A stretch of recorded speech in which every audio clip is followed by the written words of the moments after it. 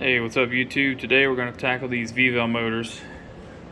And we'll talk a little bit more about it since I got a lot of questions and messages about it, so stick around.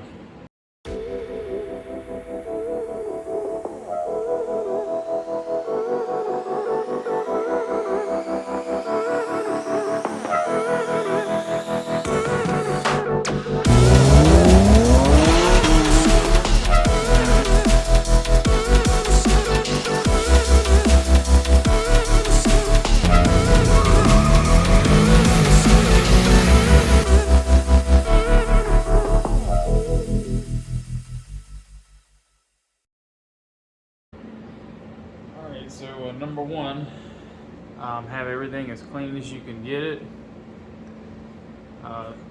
That's probably the worst part about doing this engine is all the cleaning and scrubbing, scraping off gasket maker. But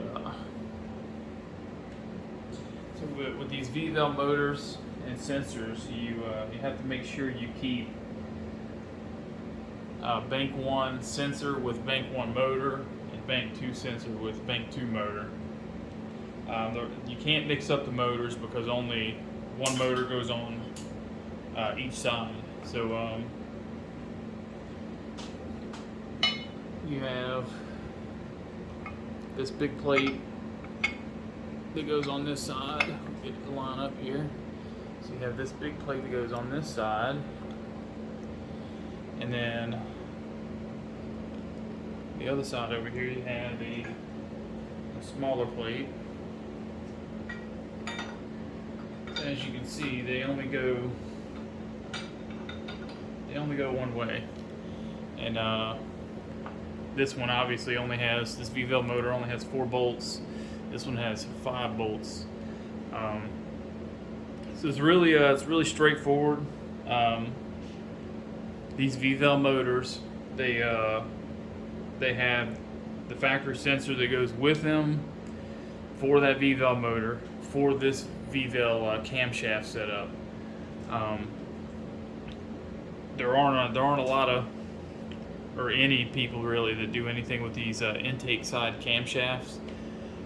You can do a little bit with tuning it with Ecutech, but other than that, there aren't any modified camshafts you can buy for these. But just a simple rundown on how they operate. There are 2 camshafts here, and this one, this top one here, it's an eccentric camshaft that basically controls how much lift at the valve seat. And this, if I can get it to zoom in, that part there, this part here is basically what tells it a minimum and then maximum. So when this pivots back and forth that 90 degrees, this stop here hits this surface here, and that's basically minimum advance. And when it swings all the way over, like this side is hitting here, that's maximum VVEL advance. So there's some modifications that can be tried, but there's not really much demand for it. We'll get to putting all this together. So this is a little bit of a weird spot, kind of a weird part of the top of the valve train. Well, what I like to do is get my little paint marker here, and I'll just kind of set this dry down in place. And I'll kind of put a couple marks here. Because all this is closed in. After all this is closed in, you'll never see these marks, and they don't hurt anything. So I'll kind of put some marks here where where you can see where this is, but where you need to put your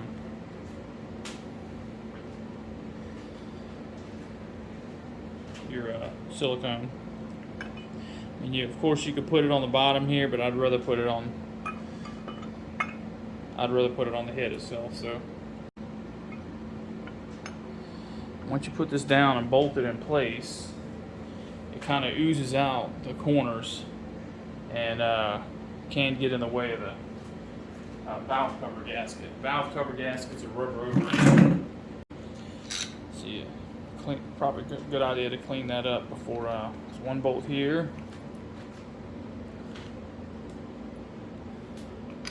Another bolt here. And there's another bolt right down behind here. Not wanting to line up on the VVEL motor.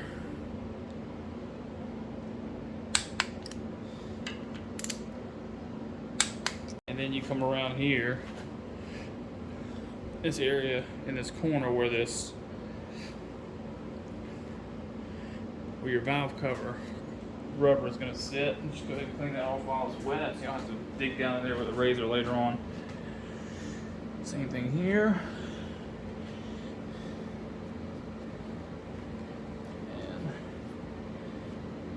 And now you're good to go right there. I'll give you a little better shot here. This little area right here, that's where I wiped, where some of the silicone would squish out. And right here, right around this little tip right here, because that O-ring, it rides all the way around here and goes up over this and then around the whole side of the top of the head there, so you don't want any silicone in the way. Now for the first VVEL motor, after you make sure you have all this whole surface around here clean,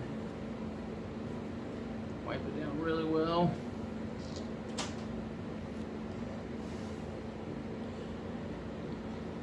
Same thing with here, I like to apply it to this part and not the motor itself. Just a little light bead. And you can follow around. You can see where the old bead was at, make things a little easier for you. This area doesn't take a lot either, so you don't have to get crazy with it. I mean, you're sealing off this area to the VVEL motor, so it doesn't get so it doesn't leak oil out. That's, you know, all this is for.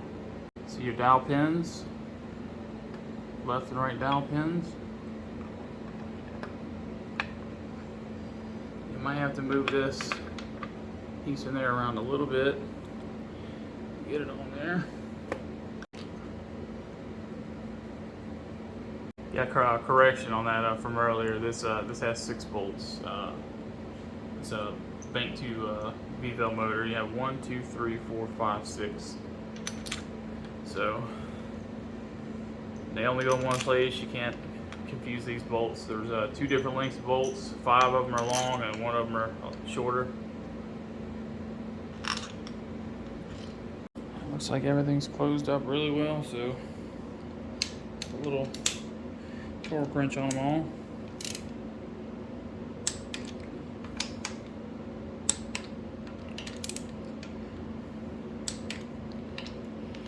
Not much to these. The way they operate is a little complex, but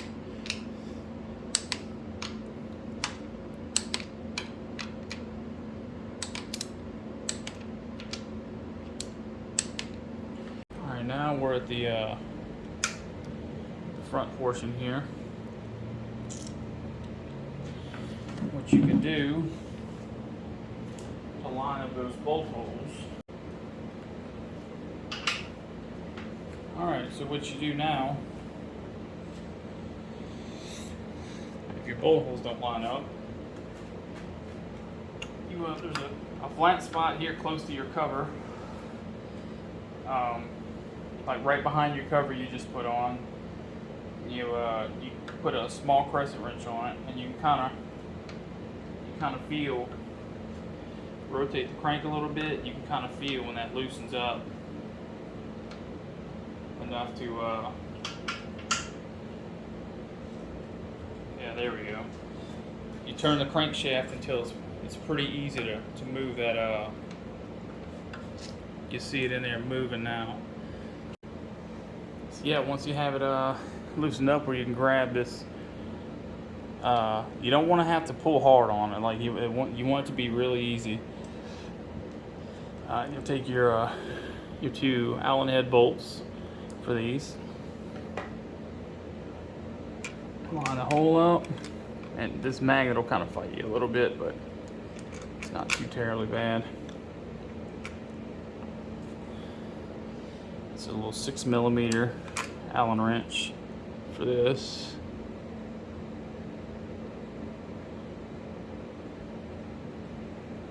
If you get one of them snug a little bit, you should be able to let off. The same with this one.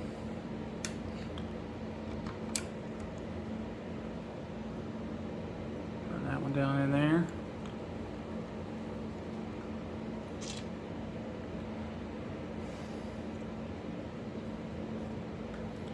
And then while you hold this same crescent wrench here, tighten these up.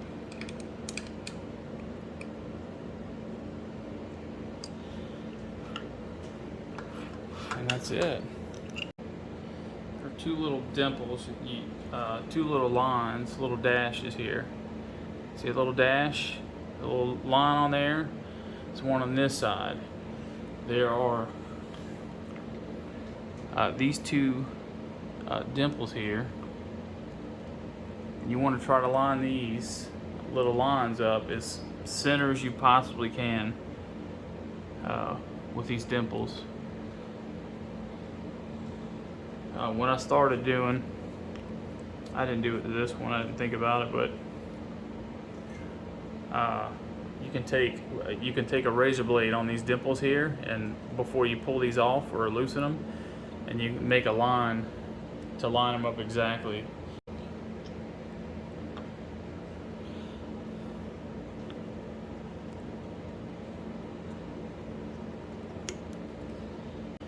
So we'll put our bolts in here for this. We'll kind of eyeball on the side where we just talked about those dimples.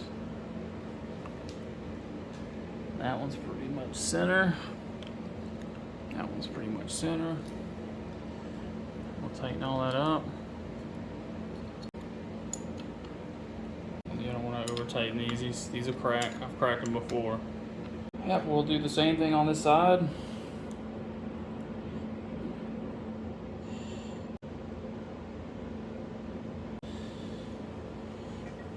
Top piece in place here.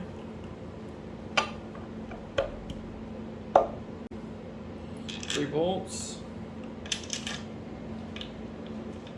We'll finish this up in the next 5 minutes anyway, so we're not hurting anything leaving that. We'll come back. For two dowel pins, we see our dowel pins are here and here, so right here and right there. Grab this little piece in here before I put it on there.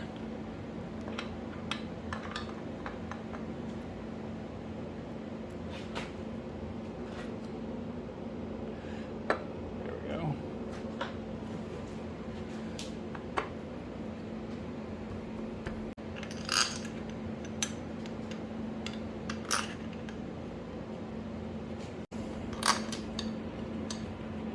A little torque wrench on them.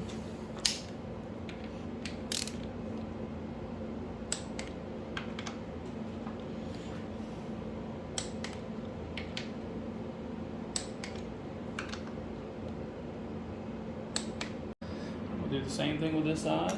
We'll get on this little flat spot here. We'll kind of look and see. And this one's loose too. Good and loose. Just lined up as center as you can in there.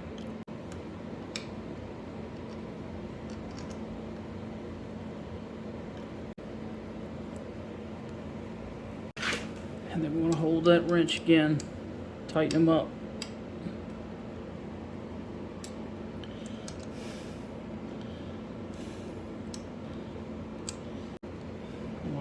Dimples up with our dashes. You know, you see all this play that you have here. You can spin it that far, and that will throw that sensor way off.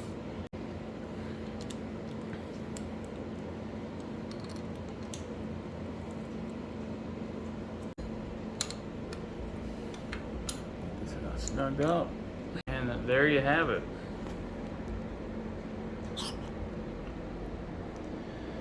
VVEL motors and sensors, and the top plates for them, it's all installed. So And that's your plate on that side, and that's your plate on the other side. So yeah, that's it for a VVEL motor installation. So stick around for the next video. Thanks for watching, and sub please. Thanks.